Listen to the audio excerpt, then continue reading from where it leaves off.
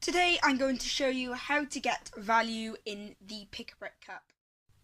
So in the last one of these videos we looked over if there is value in the Pick-a-Brick Cup, and we did come to the conclusion that there is value in the Pick-a-Brick Cup depending on what parts that you do get inside. Now recently I bought, actually yesterday, as you saw in the haul, I bought a load of these 2x4s and all of these grey bricks inside of here. Now, the reason that I bought 2x4s was because they were very expensive on Bricklink if I wanted to get them in bulk. For example, about 17 or 18p if someone had 200 to 300 of them.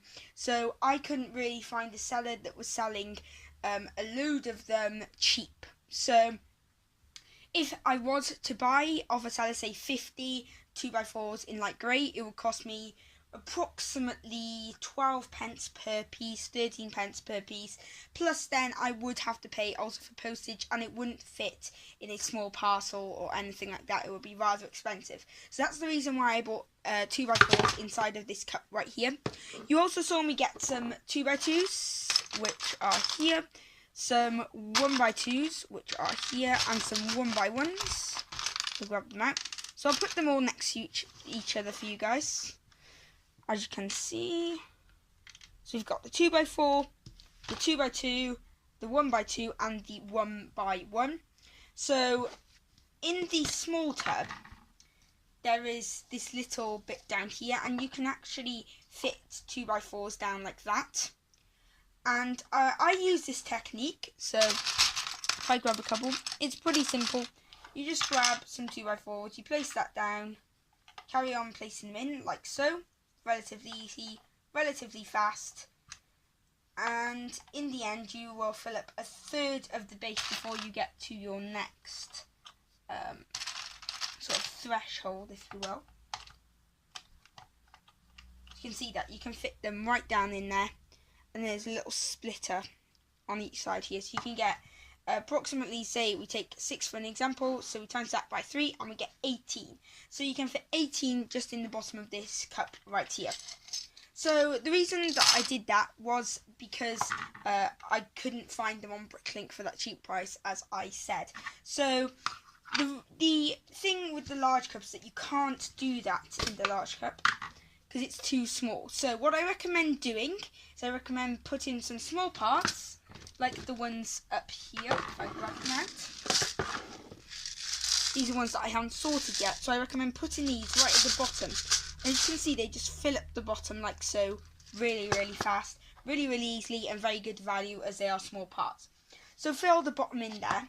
And what I would also recommend doing is if you're getting a large cup, do try to stack your 2x4s. So I like stacking my 2x4s really high. So if I grab, say, a few of them, pretend this is really, really long, and fitting them down, 4 of them on each side of the Pick-a-Brick Cup. That way you are getting 2x4s, but if you don't need loads of them, it's a really good technique, and you can fit smaller parts around them and in the middle. Therefore you get 2x4s, but then also inside of that one cup you will get value from the small parts alone. Therefore you're almost getting the 2x4s for free. That's the technique that I use, and I think that's a really good technique. If you are getting a small cup, as I said, put them around in the bottom there. Then what I did is I put some 2x2s just along here, and that created a flat surface. Therefore I could just stack some 2x4s 4 high, like so. I could place them down in there like so, and they fit in really nicely. And I just fit them around inside places, and in the little nooks and crannies I'd place the 1x2 stacked up by 4 and the 1x1 stacked up by 4, as well as the 2x2s stacked up by 4, so that you get your value from those as well. That's another technique that I have used Also, the other thing that you could use is you could make a little sort of core down the middle, and then on the outside you can place all of your smaller parts. But obviously when you are getting smaller parts, especially 1x1s, do not stack them. There is no point. It's a waste of time, and you will get the value anyway by just chucking them in, and they are an absolute pain to get apart. As you can see here, see these round ones.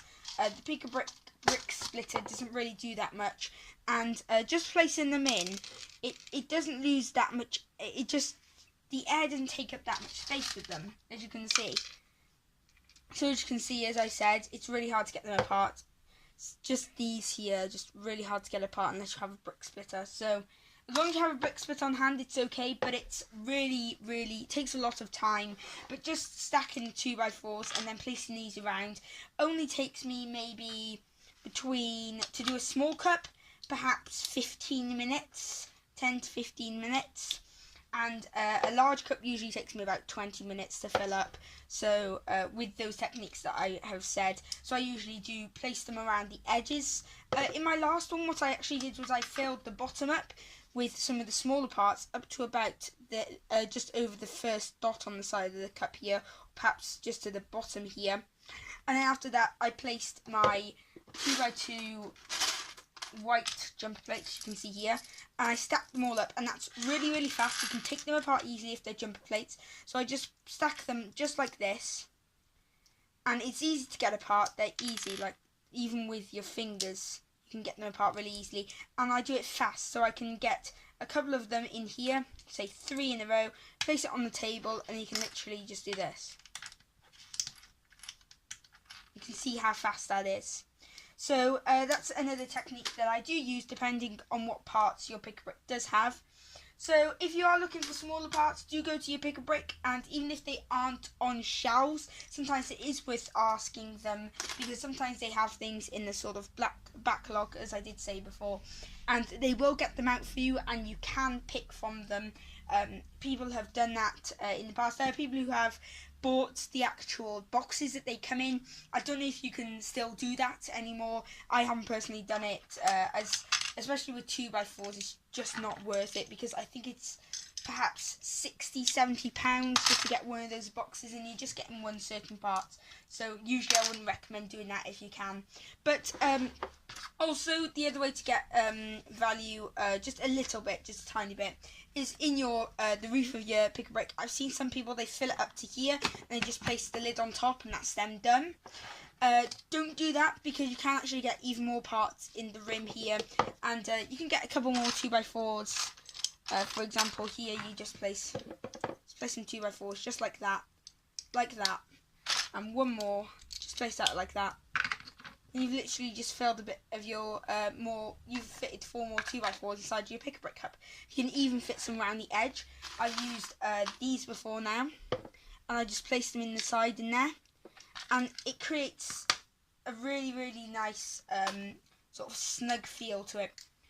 The other thing I do use is sometimes when I'm stacking bricks like this, and I put them up the side, there you can fit parts in between the, for example, if I get these, see there's a little hole right there, and what I do is I just fill the parts in the middle, and then what I do then is I just feed through these, and sometimes I even feed them through like that, so that you can get 2 in there. So that's another really good technique that I do use, and I usually do get a ton of value out of my Pick-a-Brick cup. So that's going to wrap it up for today, guys. If you did enjoy this video, please do smash that like button, and if you are new to the channel, please do hit that subscribe button if it is red, and then that notification bell icon to get notified whenever I upload. For now, that's the end of this video. Leave your comments and suggestions down in the comments down below, and I'll see you in the next one. Bye.